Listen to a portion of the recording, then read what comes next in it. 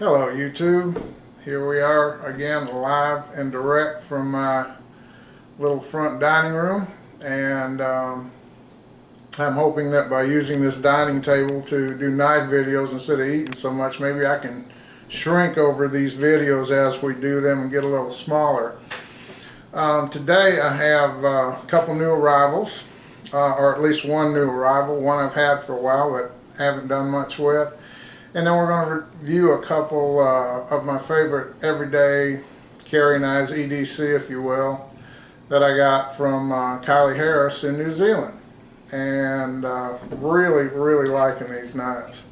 So let's dive right in and we'll take a look at the first knives that we're going to do today. This one I've had for a little while. This is the Spyderco, one of the Spyderco Mules. This particular one's in S90V. I know there's a lot of you that are like me, knife fanatics, and you're saying, wait a minute, that's not a Spyderco Mule. There's no guard sticking down. This is supposed to be square. Well, all that stuff went away. I didn't like it. It got in my way, so I changed it. And in my previous videos, that's what I've been trying to get you guys to think about doing, is to change some of this stuff. Make it where it's comfortable. You can hold this knife, you can choke up on it now. Where my finger is right where that guard would have been. And with this cutout, the way the handle's shaped, it's just not necessary, in my opinion. This one I put together last night. This is the new M390. That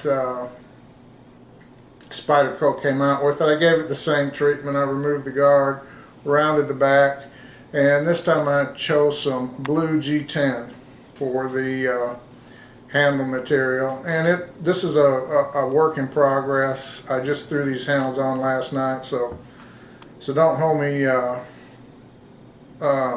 too responsible for the way they look right now.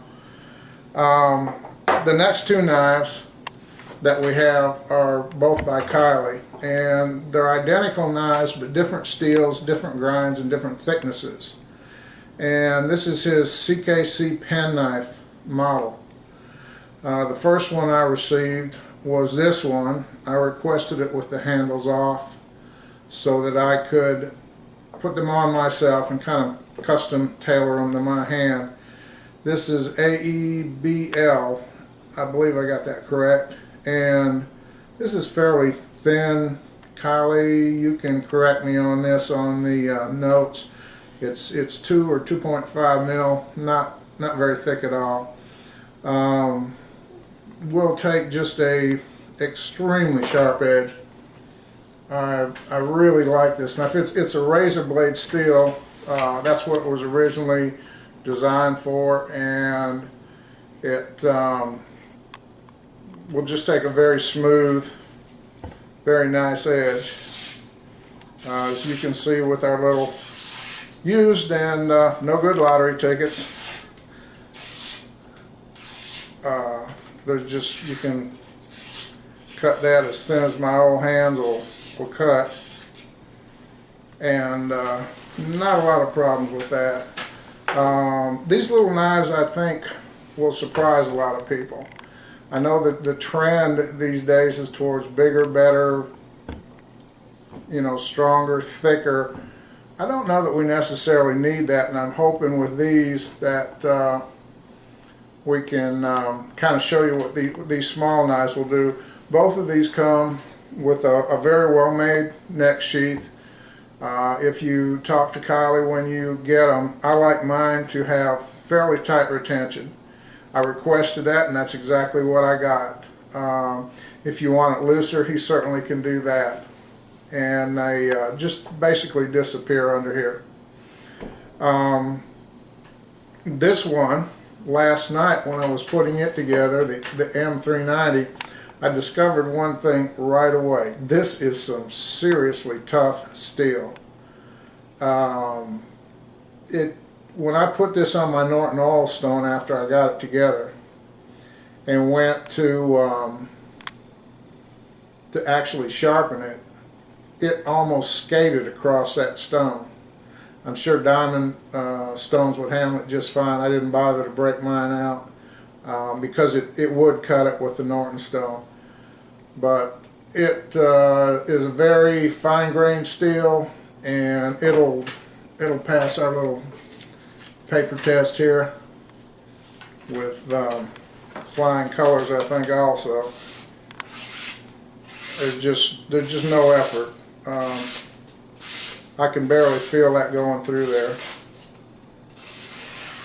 It's just really nice stuff.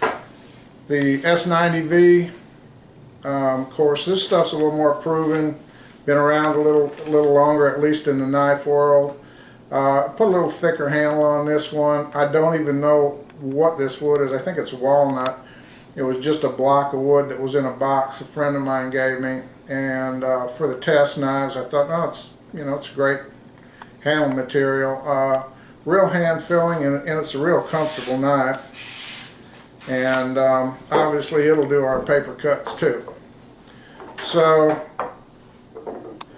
what I'd like to do is we'll do a little wood cutting with all of these, but I really want to concentrate on these two small knives. And I have my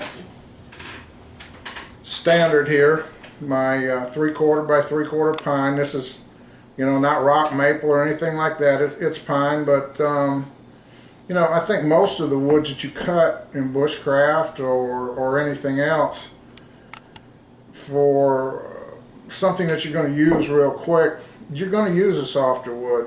You're going to, a lot of the stuff you use is pine, poplar, birch, things like that that are not necessarily that tough a wood to cut, but still, for something this size,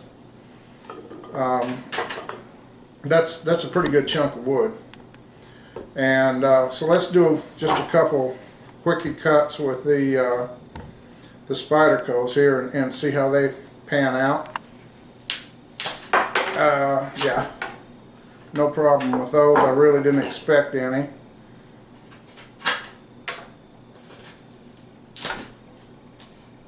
Oops, that was more my fault than the knife.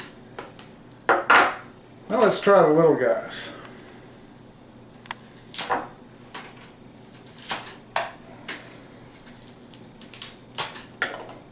That's 3/4 by 3/4 wood with about a 3-inch very thin blade. And this one, by the way, is N690. It was 4 or 5 mil that it started out with, and Kyley reground it. It was just too thick, it wouldn't cut, and he reground it, I think, a couple times, and he really got the geometry right on this when he finished it. In fact, it'll send everything flying here. I think that's exceptional performance. Now, if you're in the woods, if you're out cutting, let's get some of this junk out of the way. Get everything set back up. Something this size, you're not going to chop a tree down, you're not going to split logs with it, but I think probably 90% of the tasks that you have for it, you can do with this. It'll get the job done.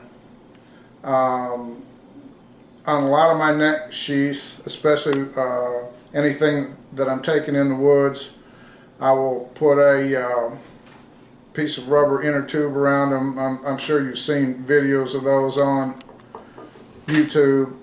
Fire steel, compass, little photon light, and you really have just a great little backup kit. These two I've been using extensively, and especially this one since I got it.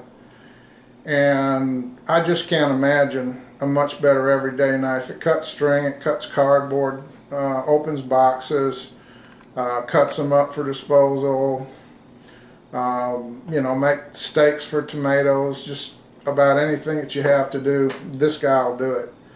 In the neck sheath, it's just so handy. Out, in, and gone.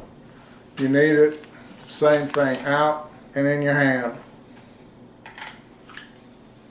I just am really sold on a neck sheath. It keeps it out of your pocket. It's easy to use. It's hidden from view. There's no clips in your pocket. You know, in the urban settings that we're in today, and unfortunately times being what they are, you know, the more unobtrusive you can be, the more, well, yeah, that's the word, unobtrusive. It's just better for all concerned, I think. The Rambo types that go around with a 6-inch knife on their hip in the middle of town does none of us any good. You know, think about what you're doing. Think about our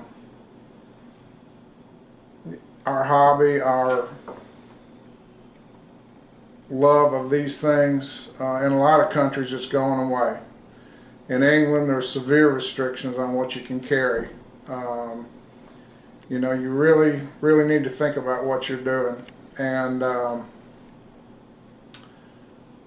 remember that what you do affects everybody, or can affect everybody. These guys, I highly recommend anything that you can get from Kyley. Just please get in line behind me, because I want mine first. And seriously, I hope you'll try some of his knives. I redid these. You know, if you want a blade finish like this, the price goes up dramatically. It's a lot of work to do a finish like this. They come with a great working finish, absolutely nothing wrong with them, and they will get the job done, believe me. He really gets the geometry right on these. He'll regrind them if he needs to, and they just do a great job. So that's our little quickie test today. Again, I hope to do a lot of these much more in depth, and I hope that you enjoyed this video, and we'll talk again soon. Thank you. Bye.